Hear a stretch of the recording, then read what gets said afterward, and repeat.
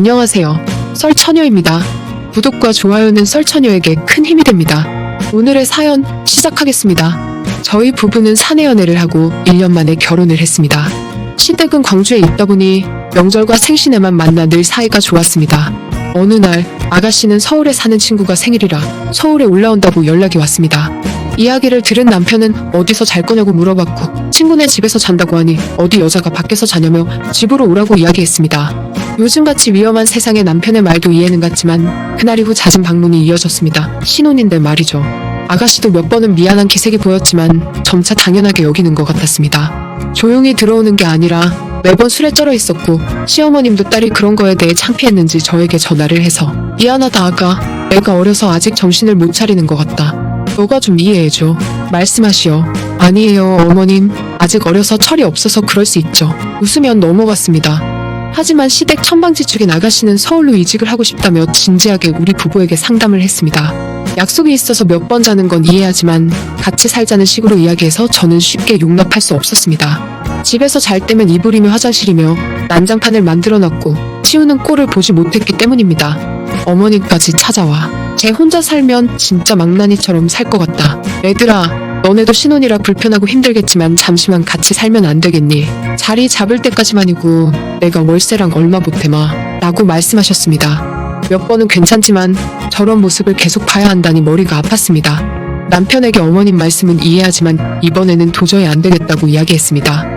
남편은 이 집 구할 때 어머니께서 도움을 주셨다고 말하며 이번엔 당신이 좀 이해해줘라고 대답했습니다. 집을 구할 때 도움을 주셨다고 하니 싫다는 말도 못하고 대신 공동생활이다 보니 최소한 해야 될 내용을 아가씨에게 종이에 적어서 주었습니다. 자신의 세탁물은 자신이 처리하고 같이 사는 사람에게 피해가 가지 않게 정해진 시간에는 집에 오라는 내용이었습니다. 아가씨도 오케이하여 우리는 같이 살게 되었습니다. 하지만 아가씨는 며칠 못 가 규칙을 어기기 시작했습니다. 어느 날 잠에 취해 자고 있었는데 새벽 3시에 술집이라며 연락이 왔습니다. 남편은 동생을 데리러 가는 날이 수도 없이 많아졌고 남편 역시도 이로 인해 화가 많이 났습니다. 남편과 나이 차이가 어느 정도 있어서 무서워할 줄 알았으나 오히려 아가씨는 적반하장이었습니다. 회사에서 한창 일을 하고 있는데 아랫집이라며 전화벨이 울렸습니다. 원래도 친분이 많지 않아 무슨 일이지 하고 전화를 받았는데 지금 뭐 하시는 거예요? 몇 시간째 노래에 소리 지르시고 경찰 부를까 하다가 이건 아니다 싶어서 전화드리는 거예요? 라고 말했습니다. 집에 아무도 없을 텐데요. 저희 집 맞아요? 다시 물었고 지금 주민들 신고한다는 걸 제가 먼저 전화드리는 거예요. 라고 말했습니다. 우선 상황은 이해가 안 되었지만 사과를 하고 남편에게 전화를 했습니다.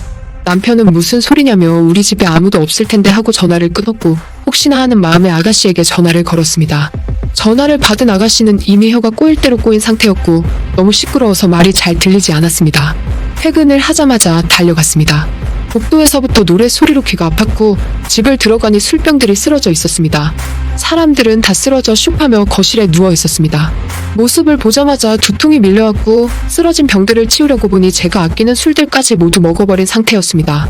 평소 술 모으는 걸 좋아해 술잔까지 만들어서 소중히 다뤘는데 생각 없이 제 물건에 손댄 아가씨에게 화가 치밀어 올랐습니다. 그 모습을 보자마자 소리를 질렀습니다. 다들 놀래서 아가씨를 제외한 친구들은 후다닥 짐을 챙겨 나갔습니다. 정신을 못 차리는 아가씨를 보니 화가 났습니다. 손으로 흔들어 깨우니 이제서야 정신을 차렸는지 아가씨는 언니? 언제 왔어요? 라며 대답했습니다. 아가씨, 지금 뭐 하는 짓이에요? 화를 억누르며 이야기했습니다. 이야기 중에 남편은 찾아왔고 집안 꼴을 보자마자 아가씨의 뺨을 때렸습니다. 너 당장 이 집에서 나가. 나도 참을 만큼 참았어. 친오빠인 나도 이해가 안 되는데 언니가 이해하겠니? 엄마한테 이야기할 테니까 당장 짐 싸. 소리쳤습니다. 남편이 그렇게 화를 내는 모습을 처음 본 저와 아가씨는 놀랐지만 아가씨는 오빠 잘못했어. 다시는 안 그럴게. 나 회사는 어때 그럼?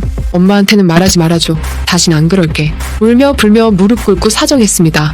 제가 아끼던 술을 본 남편은 언니한테 당장 사과하고 네가 저지른 거 모조리 원상복구해놔. 저기 장에도 다시 채워놓고 라고 으름장났습니다.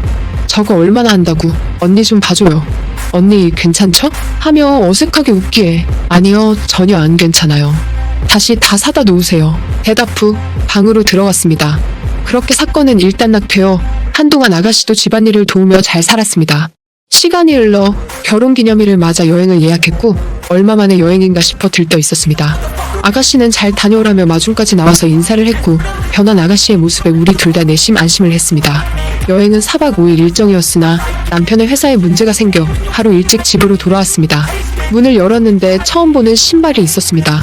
아가씨가 손님을 초대했나 싶어 똑똑하고 아가씨 방을 들어갔지만 아무도 없었습니다. 나갔나 싶어 우리 방으로 들어갔는데 아가씨가 웬 처음 보는 남자와 발가벗은 모습으로 잠을 자고 있었습니다. 남편과 저는 아무 말 하지 못했고 우선 남편에게 나가라고 이야기했습니다.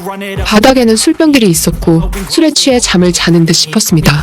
주인도 없는 침대에서 뒹굴렀다는 생각하니 도저히 진정이 되지 않았습니다. 안방 화장실에 있는 샤워기를 들어 두 사람에게 뿌려버렸습니다. 둘은 찬물을 맞으니 그제서야 눈을 떴고 당황한 모습으로 쳐다보았습니다.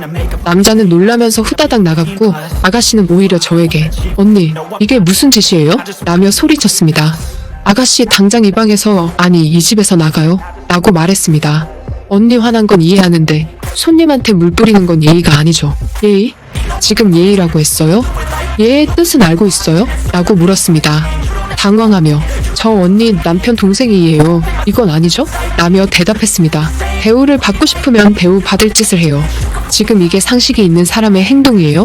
말하며 옷을 입으라고 소리쳤습니다. 옷을 다 입은 아가씨는 씩씩거리며 방문을 나가는데 눈앞에 남편이 서 있었습니다. 너 내가 그때 분명히 경고했지? 근데 감히 지가 잘못해놓고 언니한테 소리를 질러? 하며 말했습니다. 화가 난 남편은 아가씨 방에 있던 짐을 신발장에 갖다 놓았습니다. 엄마한테 연락했으니까 당장 나가. 아가씨는 울며불며 무릎을 꿇었고 저에게 도움을 요청했습니다. 이번 일은 그냥 넘어갈 수 없어 쳐다도 보지 않았습니다. 아가씨는 별말 없이 집을 나갔고 몇 시간 뒤 어머님께 전화가 왔습니다. 너네 그래도 너무한 거 아니니? 회사 다녀야 하는 애를 내쫓으면 어떡해? 어머님, 제가 내쫓은 거 아니고요. 그이가 나가라고 한 거예요. 이야기하실 거면 그이에게 전화하세요. 라고 끊어버렸습니다.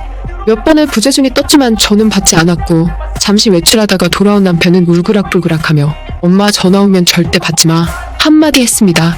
안 봐도 비디오구나 싶었죠. 그렇게 몇 달이 지났고 어머님과 아가씨가 찾아왔습니다. 아가씨는 이전과 다르게 살집이 붙어 있었고 배가 유독 나와 보였습니다. 아니나 다를까 아가씨는 임신을 했다고 이야기했습니다. 저는 축하한다고 이야기했고 남편은 결혼 언제 할 건데 라고 물었습니다. 아가씨가 머뭇머뭇거리자 옆에 있던 어머님은 애 아빠가 누군지 모른단다 라며 혀를 찼습니다. 터질게 터졌구나 싶었고 남편은 그럼 어찌할 생각이냐? 라고 아가씨한테 물으니 아가씨는 울며 아무 말도 하지 않았습니다. 어머님은 나는 얘랑 도저히 못 산다. 너네 빌려준 돈 안 줘도 되니까 얘 좀 데리고 살아라 라고 말씀하셨습니다. 이게 무슨 뚱딴지 같은 소리가 싶어 남편을 보았고 남편 역시 말도 안 되는 소리라고 말했습니다. 어머님은 집에 들어간 돈 다 줄 테니 너네가 데리고 살라고 라고 똑같은 말씀하셨습니다. 남편은 누가 보면 억대 빌려준 줄 알겠네. 지금 당장 송금할 테니까 얘 데리고 나가세요 라고 이야기했습니다. 어머님은 하나뿐인 오빠인데 너 왜 이렇게 이기적이니? 세아가 너가 이야기해봐 라며 저에게 화살이 돌아왔습니다. 어머님, 저도 이 사람이랑 같은 생각이에요. 입금해드리고 못 들은 걸로 할게요 라며 대답했습니다. 두 사람은 잘 먹고 잘 살라며 나갔고 남편은 그 자리에서 바로 송금했습니다. 그날 이후 어머님이 지속적으로 연락 왔지만 정신 차릴 때까지 연락을 하지 않았습니다. 남편에게 후회하지 않냐고 하니 그런 동생을 감싸는 엄마도 필요 없다며 이야기했습니다. 아가씨가 출산하고 조카 돌잔치 때 오랜만에 찾아뵀습니다. 어머니와 아가씨는 미안하다고 이야기했습니다. 아가씨는 자기가 왜 그랬을까 후회된다고 말했습니다. 하지만 이미 벌어진 일, 아이와 함께 열심히 살아간다고 말했습니다. 우리는 진심으로 축하해줬고 다시 예전처럼 잘 지내고 있습니다. 오늘의 사연은 여기까지입니다. 긴 사연 끝까지 들어주셔서 감사합니다. 구독과 좋아요는 설처녀에게 큰 힘이 됩니다.